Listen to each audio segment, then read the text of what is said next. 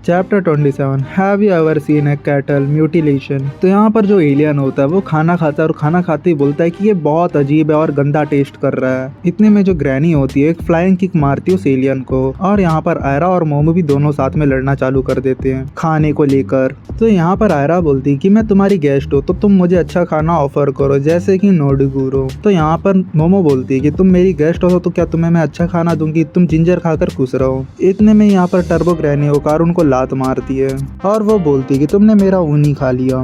एक तरफ यहाँ पर सैको उस एलियन के साथ फाइट लेती रहती है और यहाँ पर टर्बो ग्रैनी ओकार उनके साथ, और वहाँ पर मोमो और आयरा दोनों का फाइट हो जाता है। फिर थोड़ी देर में जो एलियन होता है वो कहता है कि मेरा बेटा बीमार है। वो कहता है कि वो जब भी टॉयलेट और बाथरूम जाता है तब उसका ब्लड लॉस हो जाता है और अगर मैं उसे डेली खून नहीं दूंगा तो वो मर सकता है। मेरी बीवी भी सेम बीमारी से मरी थी। तो यहाँ पर कहता है कि मुझे इस ट्रीटमेंट के लिए, फिर एलियन भाषा में बोलता है कुछ। तो यहाँ पर जो मोमो होती है वो कहती है क्या बोला तुमने। तो यहाँ पर एलियन समझाता है उसको कि मुझे बहुत सारे पैसे चाहिए ताकि मैं अपने बच्चे का इलाज कर सकूं, इसीलिए मैंने अपना प्लेनेट छोड़ा था ताकि मैं दूसरी जगह जाकर फॉरेन करेंसी कमा सकूं और अपने बच्चे का इलाज कर सकूं। मेरे प्लेनेट में सब ताकतवर है और वो बॉडीगार्ड का काम करते हैं, लेकिन मैं उन सब में से वीक हूँ, इसीलिए मेरे को कोई काम नहीं मिलता।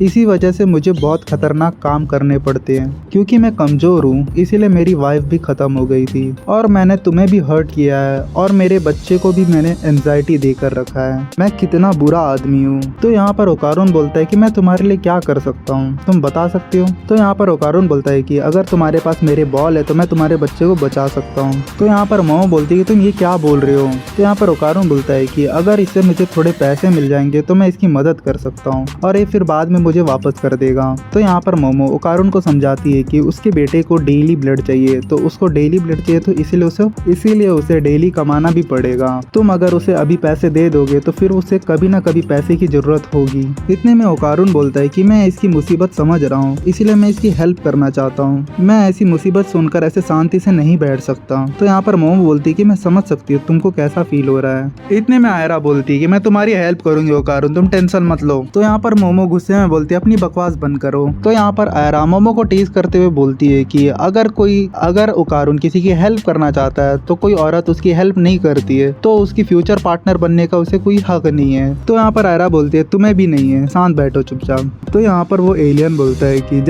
जैसे मोमो ने कहा कि मुझे एक प्रॉपर वर्क चाहिए जहाँ पर मैं काम करके पैसे कमा सकूं, और यहाँ पर ओकारुन ने जो भी कहा वो सुनकर मेरे दिल को बहुत अच्छा लगा। साथ ही में वो कहता है कि मैं प्रॉमिस करता हूँ इसके बाद से मैं तुम्हें कभी भी परेशान और हर्ट नहीं करूंगा। आई एम सॉरी, मैं कुछ ज्यादा ही देर रुक गया, थैंक यू। इतना बोल के वो जाते रहता है। तो उसे सेको रोक लेती है। तो वो पूछती है कि तुम्हारा ब्लड क्या है। तो वो एलियन बोलता है इट्स अ रैंक। यहाँ पर सेको पूछती है जो व्हाइट फ्लूइड है वो तुम्हारा ब्लड है। तो यहाँ पर वो कहती है कि जो ये खून जो बैंडेज में लगा है ये कुछ नॉस्टैल्जिक सा फील दे रहा है मुझे। इतने में सेको उसके सामने एक ग्लास में दूध लाकर दे देती है। फिर वो एलियन उस दूध को पी लेता है और कहता है कि ये वही है, ये हमारा ब्लड है। ये देखकर ओकारुन और मोमो दोनों शॉक हो जाते हैं और मोमो कहती है तुम सीरियस हो। और इतने में मोमो पूछती है ग्रैनी तुम्हें कैसे पता लगा। तो यहाँ पर सेको रिप्लाई करती है मुझे इसके बैंडेज से मिल्क का स्मेल आया था, तब मैं समझ गई थी। तो यहाँ पर सेको कहती है दूध भी एक तरह का खून है गायों के लिए, वैसे ही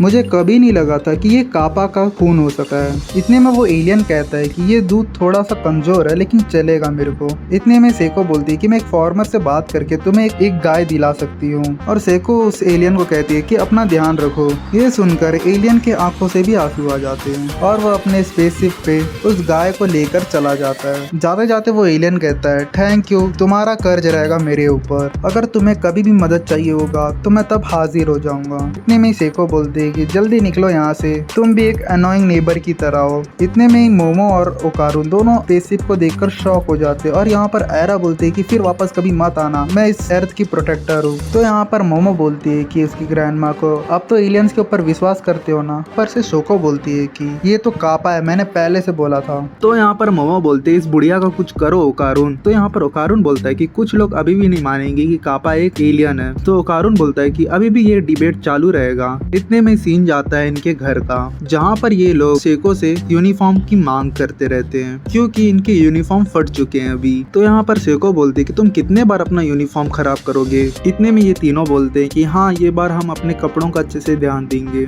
इतने में शेको बोलती है कि आयरा और कारून के लिए भी मैं खरीद के दे रही हूँ कपड़े। इतने में मोमो बोलती है चलो बढ़िया मौका मिला है, अब मैं इसके पैसों के मजे कर सकती हूँ। इतने में ओकारून बोलता है कि ये हमारा तीसरा टाइम है जब अपन कपड़े मांग रहे हैं। इतने में शेको बोलती है कि आयरा और ओकारून को मिलेंगे। इतने में मोमो बोलती है कि मुझे क्यों नहीं मिल रहा है कपड़े। इतने में शेको बोलती है कि तुम्हारे आंखों में वो चीज झलक नहीं रहा है, तुम्हारे आइस पे तो ये दिख रहा है कि तुम मेरे पैसों के मजे करने चाहती हो। इतने में शेको उसको बोलती है कि तुम्हें मुझे इम्प्रेस करने के लिए हीरो से बिहेव करना पड़ेगा। इतने में मोमो बोलती है कि क्या तुम मजाक कर रही हो, ये मैं कभी नहीं करने वाली। इतने में शेको बोलती है तुम्हें क्या लगता है तुम किससे बात कर रही हो। तो यहाँ पर शेको बोलती है कि तुम क्या यूनिफॉर्म का बात भूल चुकी हो, मुझे क्या, मुझे थोड़ी ना यूनिफॉर्म पहनना है, तुम अपना देख लो मोमो। इतने में मोमो ड्रेसअप होकर आती है वियर्ड हेयर स्टाइल के साथ में। ये चीज देखकर आयरा बहुत हंसती है। फिर थोड़ी देर में डोरबेल बजता है जहाँ पर बाहर कोई आया होता है। तो इतने में मोमो जाती है बाहर डोर ओपन करने। डोर ओपन करते उसे एक लड़का दिखता है। उस लड़के को देखकर मोमो बोलती है जीजी। सब उसे देखते हैं। तो इतने में सोको बोलती है कि अच्छा तुम आ गए, तुम्हारी मम्मी ने मुझे कहा था